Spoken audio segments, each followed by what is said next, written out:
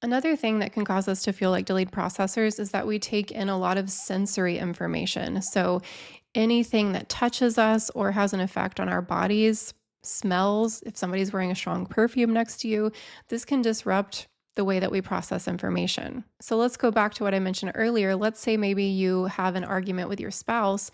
You might need to retreat to a quiet environment to be totally isolated and to reduce sensory stressors so that you can actually focus on what that argument meant to you. Before you get to this quiet environment, that argument might be heightened by other stressors like background noise, or maybe you're wearing your work clothes still and you feel itchy. These things can compound that argument and add additional stress that's not necessarily related to the conversation at hand. But once we get to that quiet environment, we're able to better process the important parts of the conversation and what the main idea or the main focus needs to be. So getting back to why we might feel like a delayed processor, one thing I've noticed in my experience is that my brain seems to toggle back and forth between an analytical mindset and a social mindset.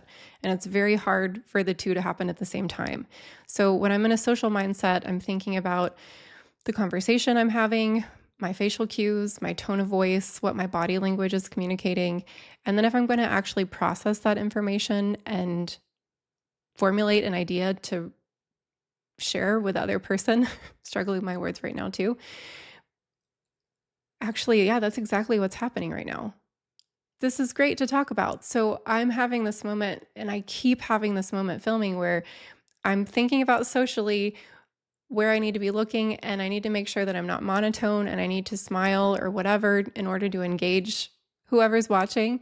But then analytically, I'm trying to formulate these ideas, and going back and forth is really, really exhausting me right now. So this is what happens socially for me a lot as well.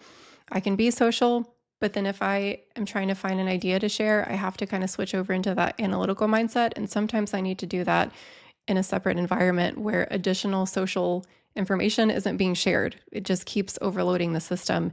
And actually, those types of experiences can lead to meltdowns or shutdowns.